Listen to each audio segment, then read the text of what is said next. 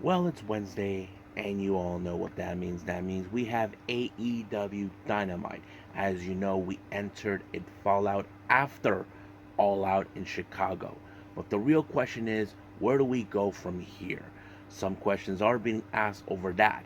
So, as you know, we have a brand new international champion. So, Orange Cassidy, as you know, has the longest defense record. But the honest question is, will John Moxley do it? He does that starting with AR Fox. And then, of course, we have two matches involving the AEW World Title Grand Slam Eliminator Tournament. So, who will walk out in those two matches? We'll just find out and see. But, first things first, we're going to review Stardom's recent event prior before their big pay per view on September 3rd. We're going to take a look at the one they did in Fukuyama the day before on September 2nd. Now, this is part of the 5-Star Grand Prix tournament. We'll just wait and see what happens there.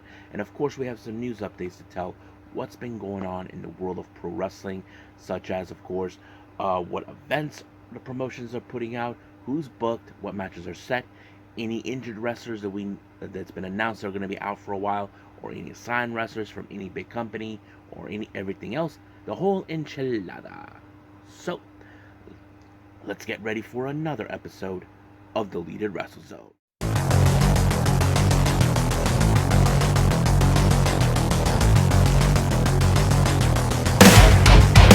Are you ready? Get up, get up! Get up, get up! Get up, get up! Get up, get up! Get up, get up! Get up, get up!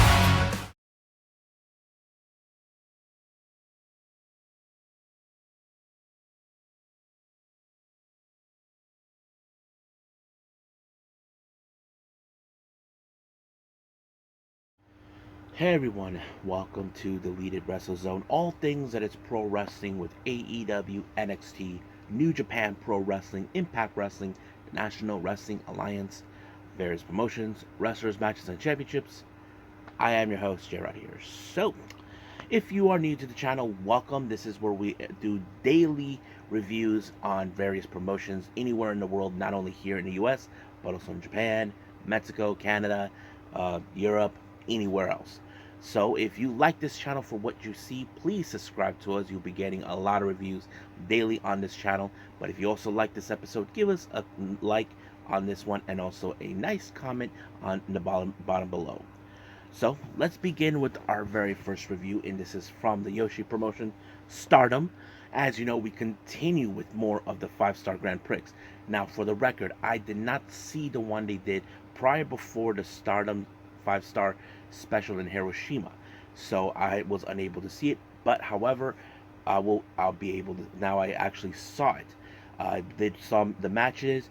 I thought it was pretty good. This took place recently in Fukuyama on September 2nd. Now, for the record, um, we Natsupoi and Sarunoi were not even present in this particular show because on this particular day they were in Niigata during a Sendai Girls event where they both participated in separate matches. Natsupoi was in a singles match. Sarunoi, in fact, actually was in a tag match, teaming with Sari and an evil girl, Chi Chi. Now, I already reviewed that particular show. You guys can look back into it. This was just recently, so check it out.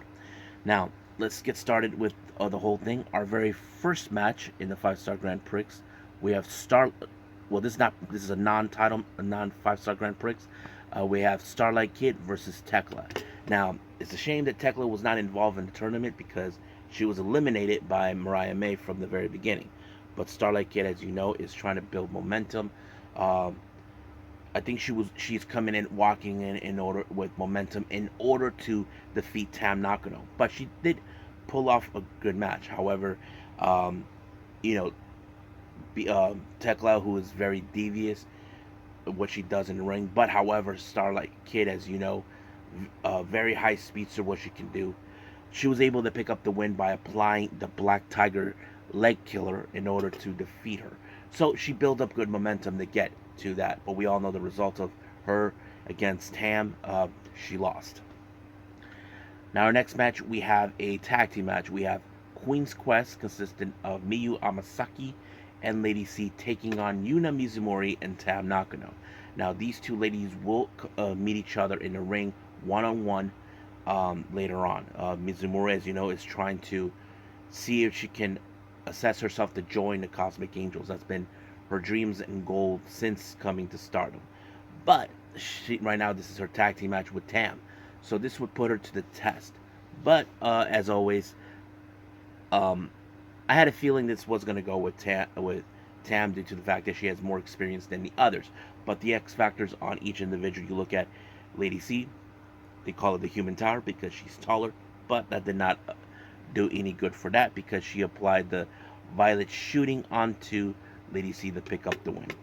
But also, she has the following day where she had to meet Starlight Kid in the match. We all know the result of that since I already reviewed that. Now, our next match is a very interesting one. We have Hanako teaming up with Momokogo and Megan Bayne. Now, those who don't know, Megan Bayne has defeated Hanako in tag team matches before, but they face against Maika, Suzuki, and Mei Sita. Now, interesting enough, Mei Sita has always teamed up with Megan Bayne, and Megan Bayne likes to use her as a weapon. But one thing was funny is like, who the obvious thing when it comes to a match like this, where in tag match, who's gonna go first? Well, Megan Bayne decided to volunteer, so I felt bad for Mei Sita. She got tossed into the wolf thanks to Zuzu and Maika. So basically, she had to confront her. Now, all Mei Sita can rely was on her speed. Well, that wasn't enough. Uh, so that was pretty much what was going on. But you probably would have assumed because Megan Bayne is an unstoppable wrestler, like playing, she's unbeatable. Well, that wasn't the case. It was, of course, Maika who picked up the win. But before she picked up the win, there was a miscommunication between her and Zuzu. But Maika was able to apply hold on, I brought down the Sanzaka onto Hanako to pick up the win. But of course, Zuzu and Maika started bickering at each other. Mei Sita, who I felt bad for, has to be the one to play peacemaker here, like tried to get them to stop fighting, that sort of thing. This whole thing between them happened during that generational struggle match a while back. But yeah. Now, even though this match happened before, this is a preview before that. We had a showdown between God's Eye members. We have Sudi and Konami, who obviously are very good friends. They take on their other teammates, Saki Kashima and Mirai. Now, recently, Mirai and Saki Kashima are becoming close friends. This whole thing began because of Konami did not like the idea of having about how Kashima was the one who joined the unit. The God's Eye were a different type of breed, all about fighting. So but also at the same time, Konami challenged Mirai for the white belt, that sort of thing.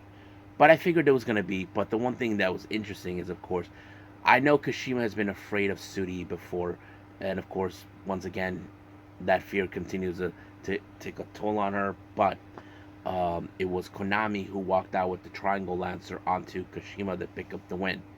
So we all know the result of that. Mirai retained the title, and we're going to see what happens afterwards.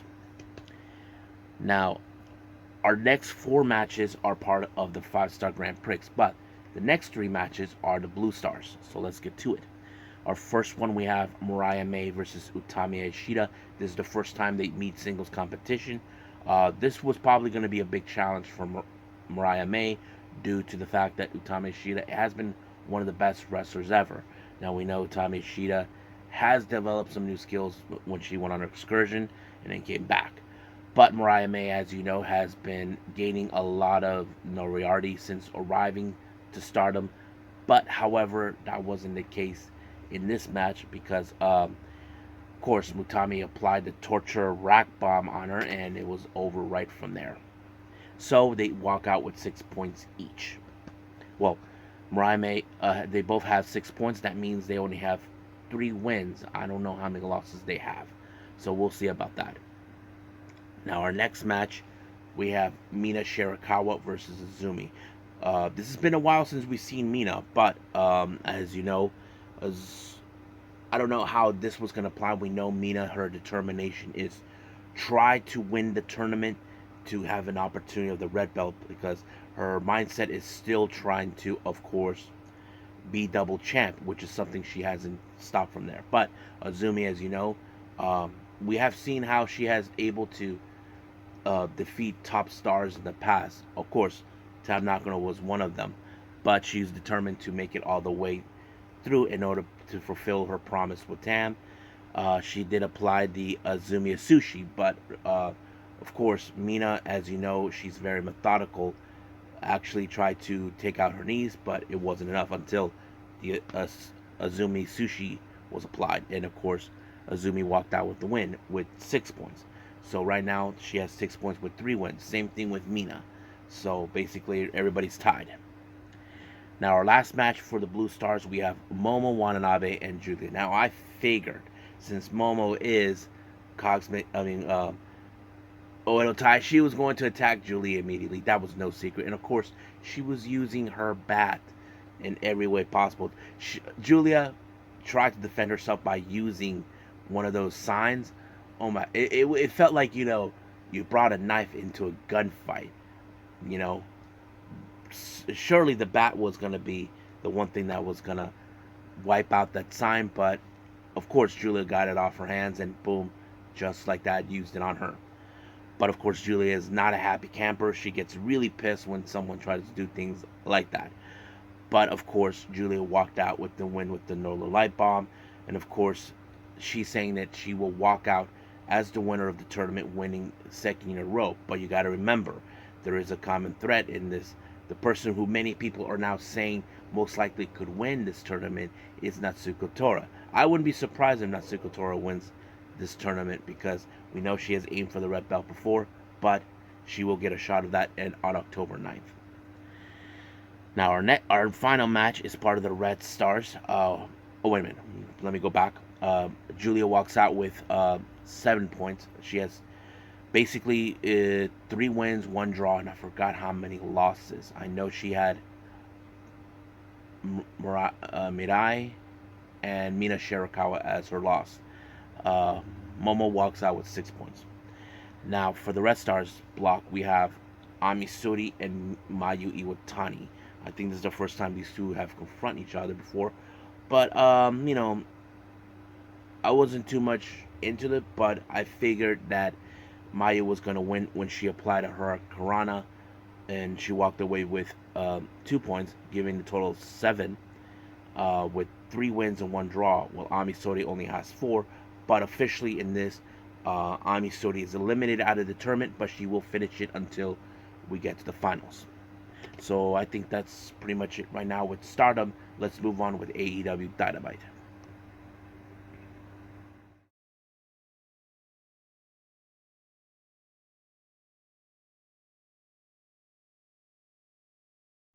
Okay, AEW Dynamite. As you know, they entered their fallout after All Out in Chicago. So anything could happen before then. So this is what's going to happen. It opened up with Orange Cassidy. As you know, Orange Cassidy, on the other hand, lost the AEW International title to Jon Moxley. He comes out giving just a simple, short promo saying that they wanted him to stay home, but he said he wasn't going to do that because, as you know, he was a fighting champion. He showed up regardless of how battered and beat up he was. So he said he will show up every week for his fans. And of course, saying that I am freshly squeezed and I don't have a catchphrase. But as the moment he was walking out, here comes Jon Moxley, But the obvious question that, of course, was being said, as you know, Orange Cassidy, hopefully I'm wrong or not, I heard that Orange Cassidy has 32 defense record, the matches 40 when he was defending the AEW International title. Basically,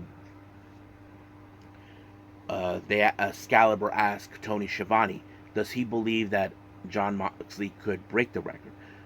Tony Schiavone is 100% confident that if anybody's going to do it, it's going to be Jon Moxley. So we'll see about that.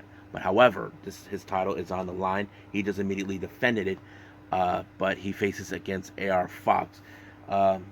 He probably would have assumed that Fox would rely on his skills in order to pick up a win. But of course, Darby Allin and Nick Wayne are watching the match from the back. But unfortunately, the match ended with Jon Moxley applying the Death Rider onto AR Fox to pick up the win. So as soon as the match was over, Darby Allin went to check up on AR Fox, see how he's doing. However, here comes, of course, in the back, Christian Cage is trying to play mind games to Nick Wayne, saying that he's a far more better mentor to him. He thinks that Darby Allin is a piece of garbage for all the things that he is. He thinks that he's a nice guy from what he's saying. We've seen how Darby Allin is. He looked out for Nick Wayne since he knew him since he was a kid. So we'll see how this storyline goes out from here on out. Now, our next match we have is the TBS title in an open challenge. So Chris Allen defends her title against the Queen, Emi Sakura. Now, you probably would have seen that this is going to be a hard-hitting match. I mean, we've seen how Emi Sakura knows how to chop and all that. But, however, it was Chris Statlander with the Wednesday Night Fever that put away Emi Sakura. And just like that, it was over.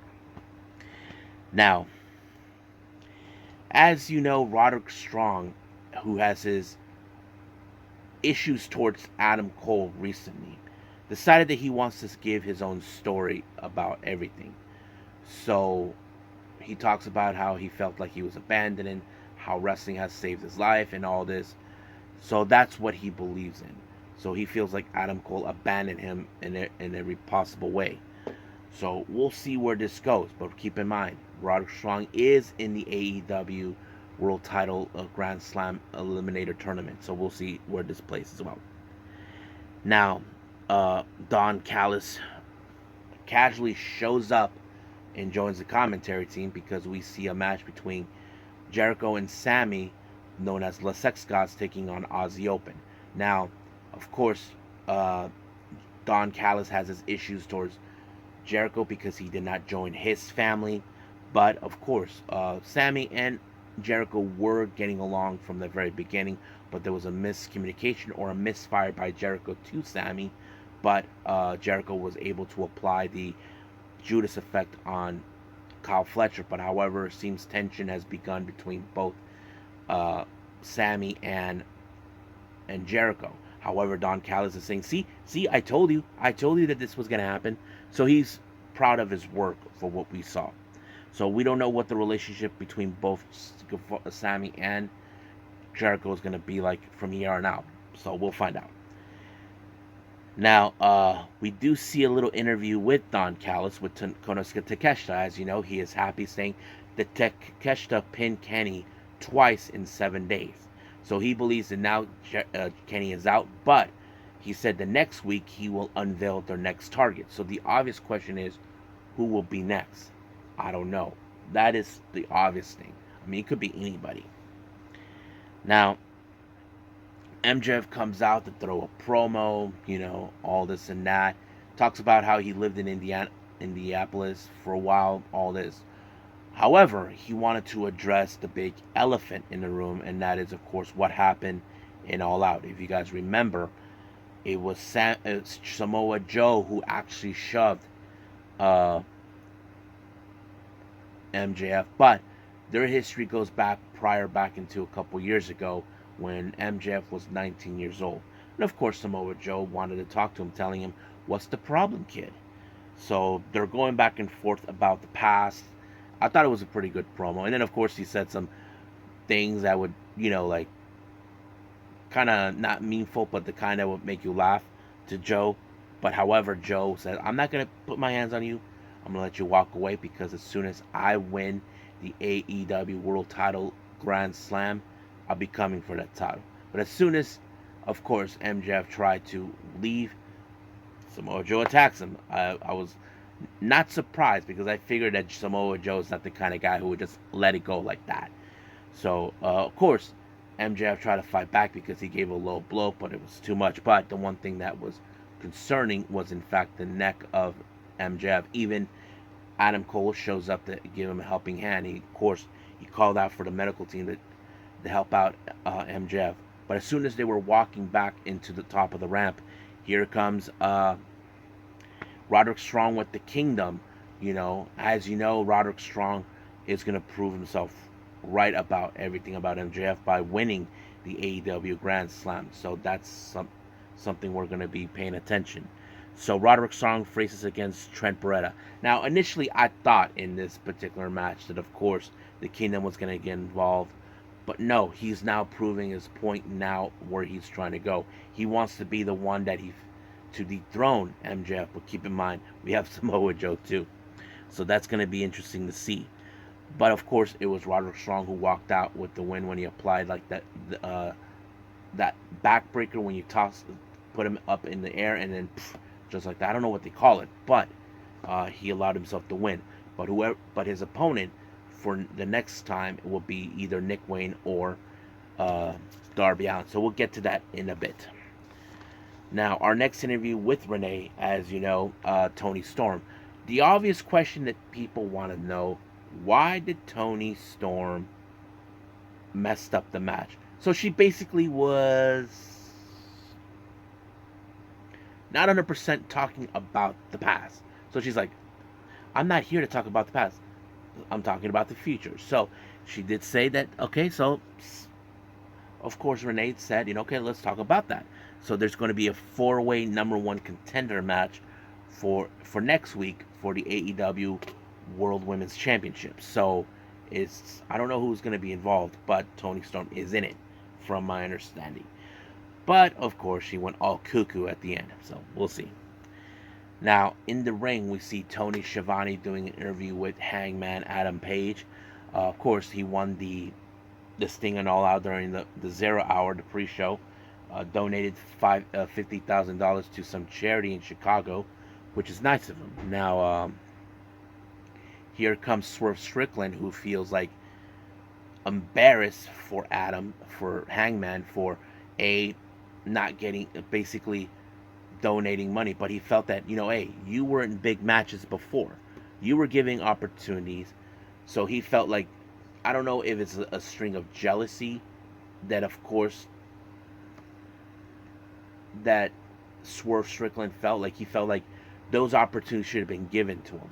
So he's giving him 2 choices where, A, go leave right now, right up to the sunset. Like he felt like it's my time to shine.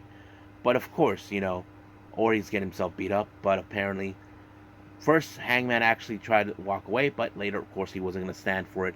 He was trying to beat up Swerve Strickland, but unfortunately, here comes Brian Cage and he powerbombed him. So basically, we will see those two, Hangman and Brian Cage, face off here. This will be the 3rd time those two will confront each other one-on-one.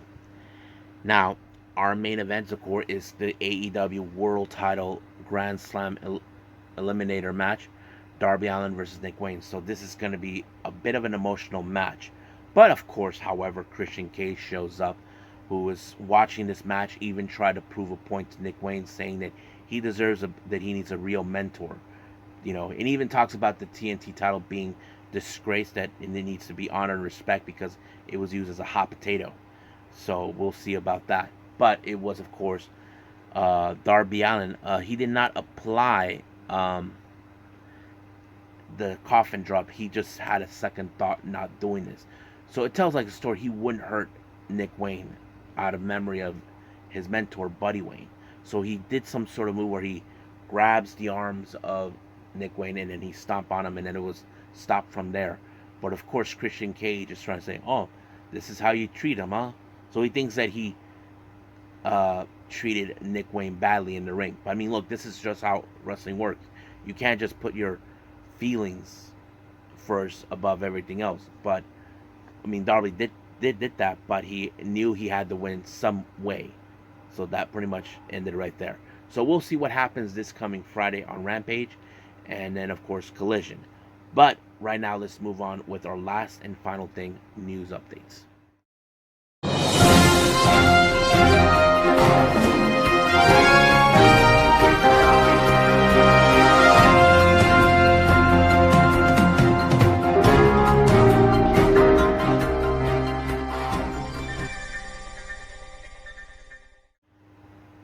Okay, welcome to our news updates. So this is what we have now. Starting with our GCW stuff. For the Crush Up event, that'll take place on September 10th. Bussy will be in a match, in a four-way match, taking on Wasted Youth, Los Macizos, and of course Cole Radrick and Alec Price. So that's going to be a killer four-way tag team match. Now on the 16th of September in the UK, Los Macizos will be in action taking on Big Joe and Clint Majera. And then of course Bussy will be in action taking on a TNT's tag team known as Act 2. I don't know much about these guys, but hopefully soon. I haven't been seeing GCW lately, but hopefully that will soon change.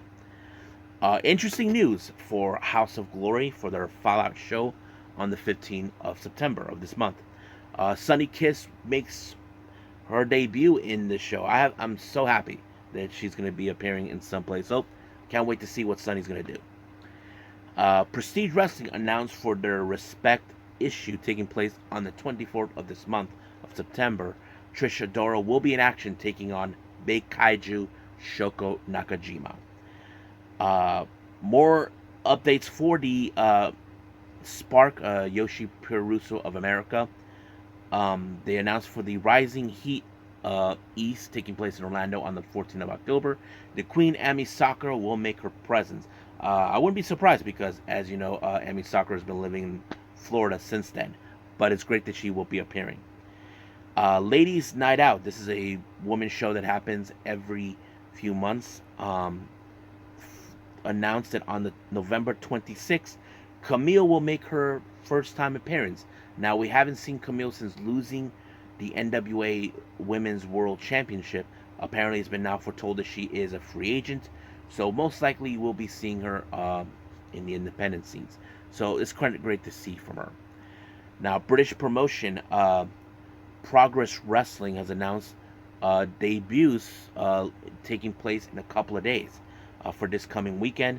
Renee Michelle will be making her debut in this promotion, and so is Yoshiki Hinamura. Now, if you guys know, I recently reviewed Pro Wrestling Noah's finals of the N1 Victory. Amongst the matches, Yoshiki Inamura had his final match in Noah, and he said that he's going to be going to the UK to wrestle. So he was impressed by the UK scene. So this will be his present. I don't know exactly what matches are going to be for him, but we'll see how that goes for him. Now, finally, Evolution, or as we call it, Evil Girls. Their next show will take place also later on this month, on the 27th of September, back in Shinkiba. Now, it's still unclear who their opponents will be. Who will be facing Sunny, Zones, or Chi-Chi. So that's still unclear on that. Hopefully soon we'll get, as we draw closer, they will announce it. But I will be doing a special episode talking about this promotion and reviewing every of their shows they've done. So stand by for that real soon. I think that's pretty much it right now. Let's just right now call it a day. Well, I hope everybody enjoys this episode coming up. We do have MLW Fusion taking place. We'll be entering the Fallout after Fury Road to see what's going to happen.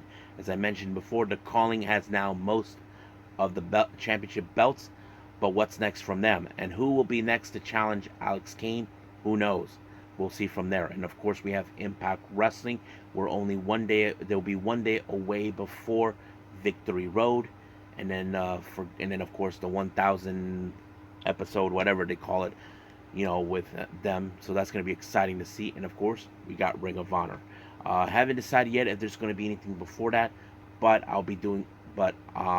prior before doing anything else, I'll be doing some errands outside of this whole thing. But we'll see how my day goes. But for right now, I also have the next Unagi Sayaka watch coming up, so stand by for that as well. We'll see how that goes. And as I said, mentioned, I will be doing a special episode talking about Evolution, the Yoshi show that's been produced by members of the All Japan roster.